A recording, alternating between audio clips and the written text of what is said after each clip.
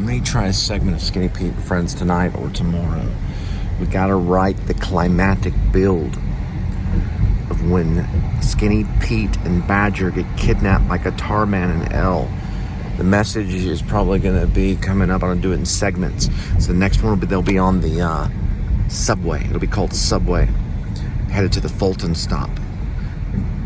Might try to do a note card tonight and let that stew. We may have a scene. I can go by a Mexican place tomorrow, have some chips. We may write that scene soon. It'll be one important segment to get them closer to the Waverly place.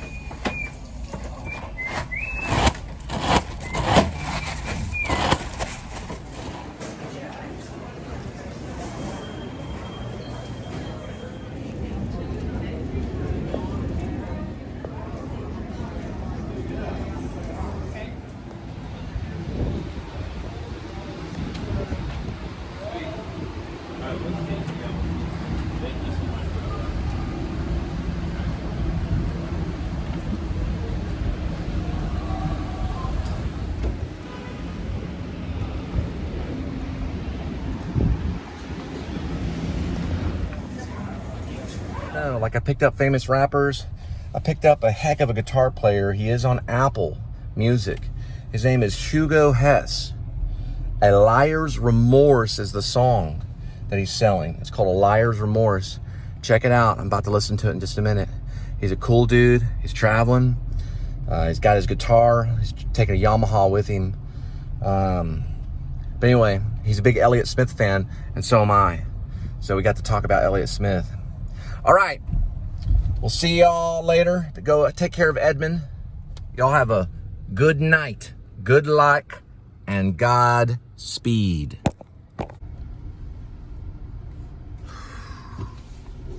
It's like a maze.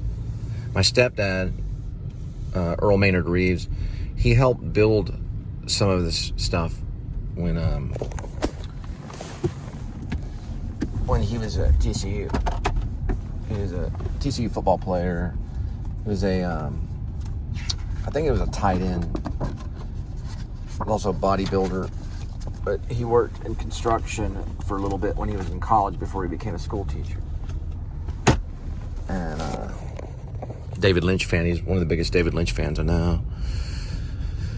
Anyway, I was talking to a musician tonight. I found out that Guinness, Perfume Guinness, who actually is a pretty good musician, he worked with a guy named David Byrne from Talking Heads whenever he did the American Utopia tour.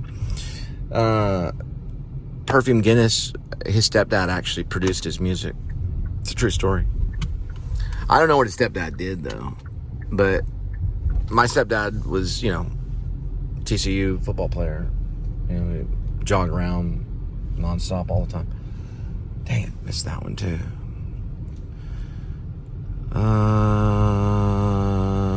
Let's see. I'm missing that one too. There we go. Now we're good. We're going this way.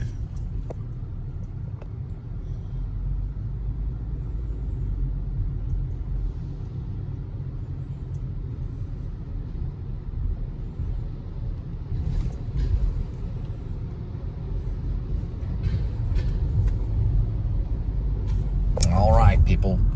That's a night. It's kind of an after vlog, as I call it.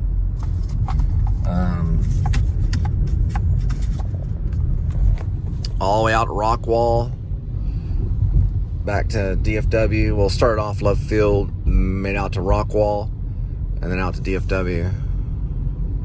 And then met a guitar player and picked up his Yamaha. You know, he almost didn't get that. I told him, I said, you know, if you don't get it, you can use Roadie and they'll pick up your luggage for you. But they finally shipped it out a couple terminals down, so he was pretty much stoked that he was able to go down a couple terminals and pick it up. It was waiting for him. Oh man, I hope I went south right there. Yeah, I did. Okay, cool. Yeah, I told him, I said, well, you know, they were trying to get to one terminal to another. I said, well, y'all couldn't use Skylink, and they can't use Skylink without TCA. So if you could do Skylink, you got to go through TSA. Oh, TSA. That's how you say it. Supreme Roofing. Done right. Supreme Roofing. But you have to go through TSA if you want to go through, if you use Skylink. So I said, y'all have to go through TSA to use Skylink? And they were like, yeah. You can't even get on Skylink without getting through TSA. So if you're traveling after you get off from one terminal to another, you know, you better find a way to, you know, because back in the day, you could use this little rolly thing that was like a subway thing. It was like Skylink. Skylink's like an above ground, almost like a subway. It's a monorail. It's very similar to like a monorail. It may be a monorail. I'm not for sure. I have to look at it. I've only ridden Skylink a few times because the only time I traveled, like going through TSA and flying, is when, you know, when I was married to Angel. We went to a few places where we had to fly. We flew to Washington, D.C. We flew to Las Vegas, and we had to use the Skylink to get around from terminal to terminal. I think it looked like a monorail, but it runs on like electric thing. I don't know. It's crazy. Back in the day, they had these roly-poly things that rolled on all four. They rolled on the wheels, and they were back in the 90s. We used to get them on as kids, and we would smoke Marlboro cigarettes and trip on acid at times. I didn't do it a whole lot, but I did it more than 10 times. But we would get on these roly-poly things that would roll, and they go slower. But the Skylink goes quick. So that thing is very, very much like an above-ground subway. It's very similar. Anyway, I got a big show. I know I talked a long time between Rockwall and getting back to DFW. But yeah, check out this guitar player that's on Apple Music. His name is Hugo Hess. And he has a new song called A Liar's Remorse. It is on Apple. They're traveling from somewhere, I don't know. He was traveling with a Yamaha guitar. But I don't know if he's with a band or if he's looking at... He say he likes Chris Cornell. So he does Chris Cornell stuff. Things like that. Let's see if I can get through here. I'm going to head home and go feed Edmund the cat. Edmund Tuxedo Cassavetes, my cat. It's been a crazy, crazy day. A full day.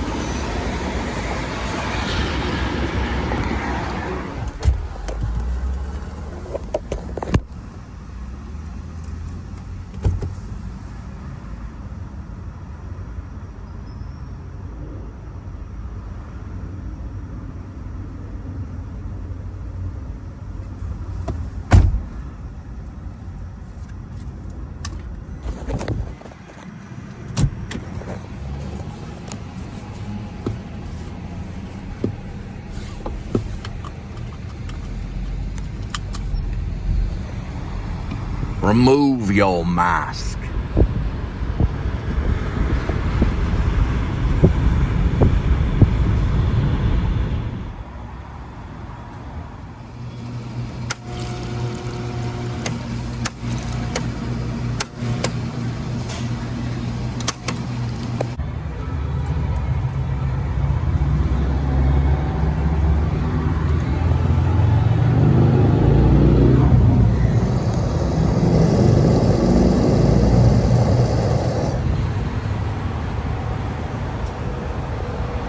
I didn't do that.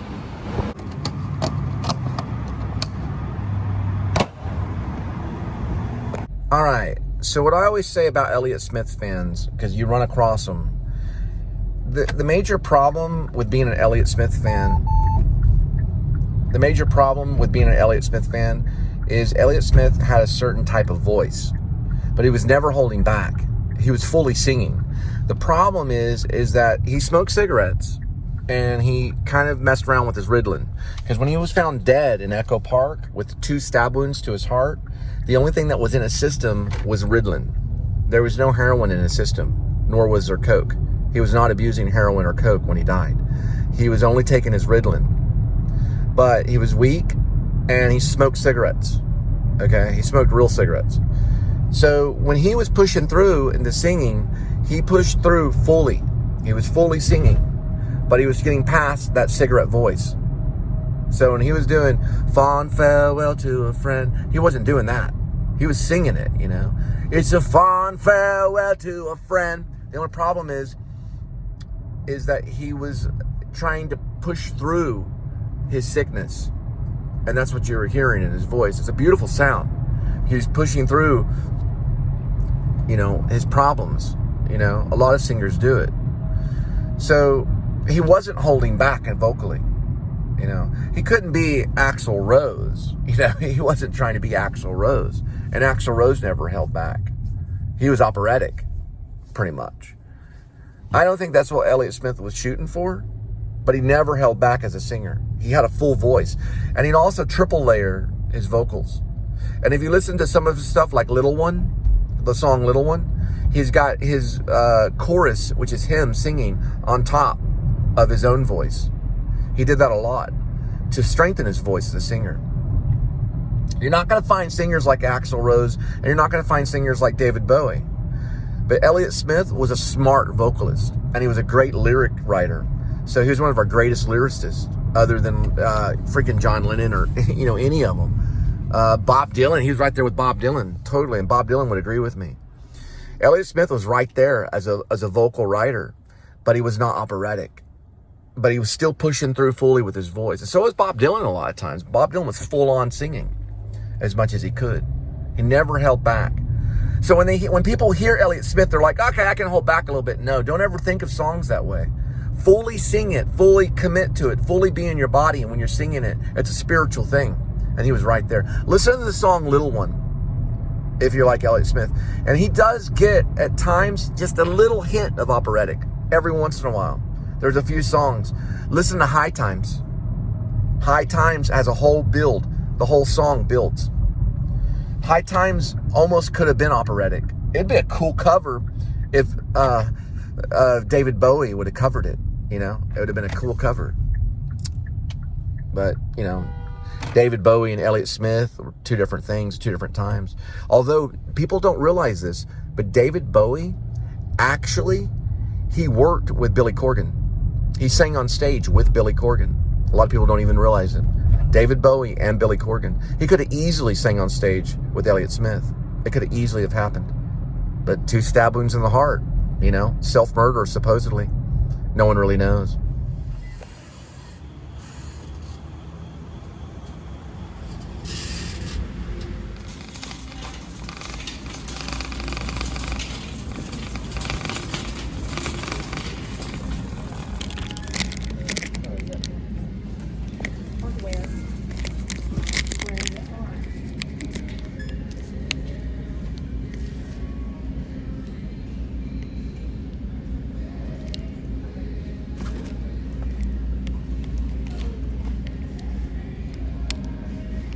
Sugars are at 22. They increase the sugars on them. Sugar used to be, the alcohol sugar would be 1 gram.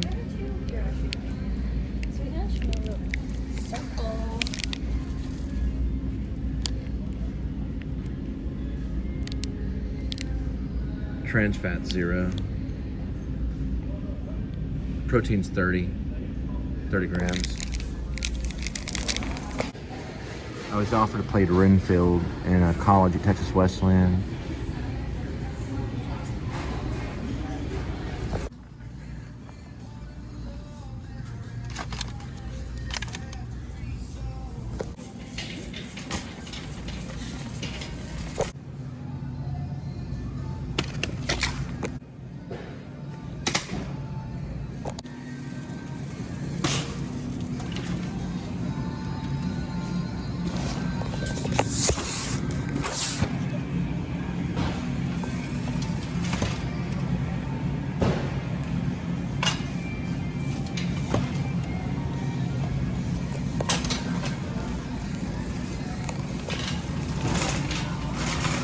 have now is Smart Bonus, and it's quinoa beans with tuna. It's basically a Latin citrus, so this could be something. This one's actually only 96 cents. It's pretty similar. It's ranch cut by tuna.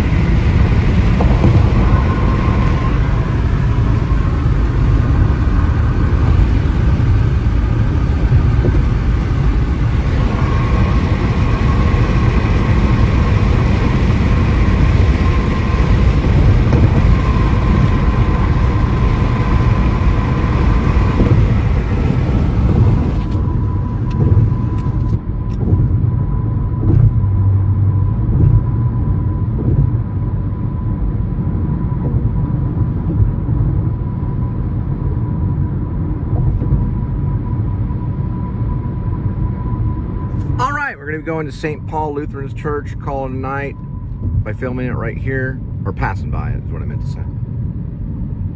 They're not open right now, but here's a little thing. And it's get up and pray. Get up and pray is Luke 22:46. Get up and pray. Luke 22:46. Hallelujah. So we're going to be heading back, taking care of Edmund, the cat. So it's Edmund Tuxedo Cassavetes. That's the cat's full name.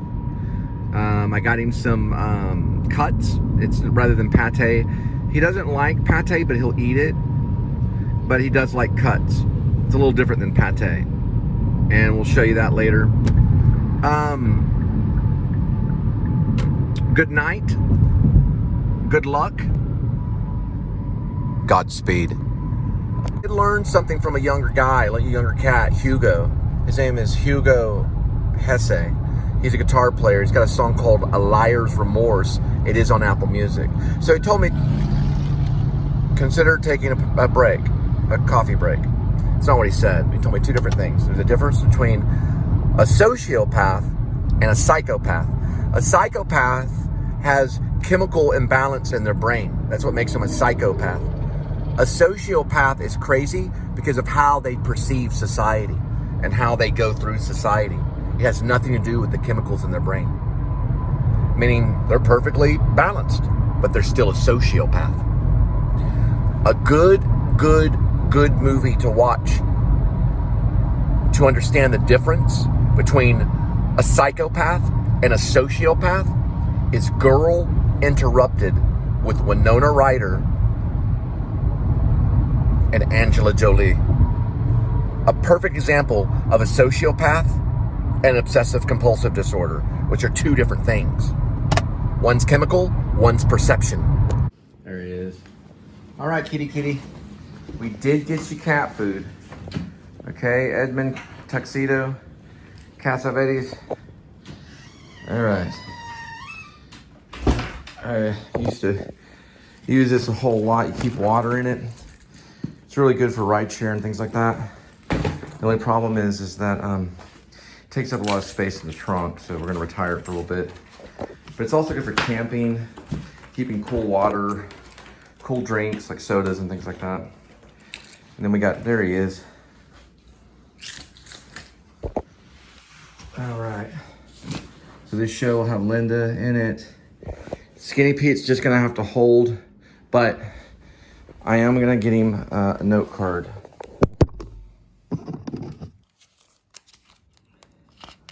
And this one's called Subway. It's gonna be very, very kind of improv kind of thing.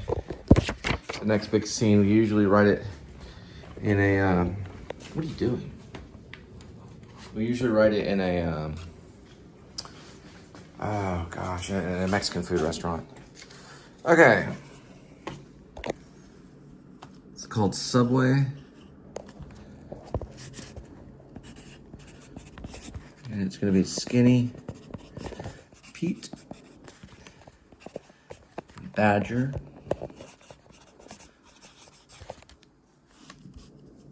it's gonna be interior. Okay, it's gonna be an A train. It's gonna be known as the Fulton Stop. Okay. This is gonna say headed to Waverly Place. Okay.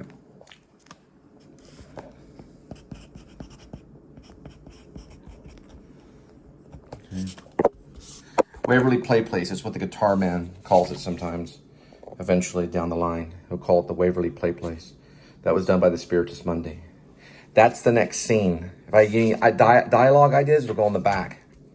So we got an A train, okay? We got a Fulton Stop. We got a Subway, headed to Waverly Place, Skinny Pete and Badger. We talk about the guitar man. Talk about guitar man and L. Okay? Draw a line right through here.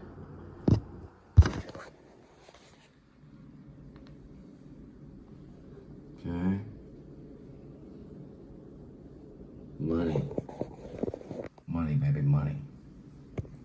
Right there, Skinny Pete and friends. Dialogue will go back here if I have any ideas. This is the next one. Like, I know, Kitty, we're getting your food. We're getting the food. Okay? We got the food for you. Talking about money, baby.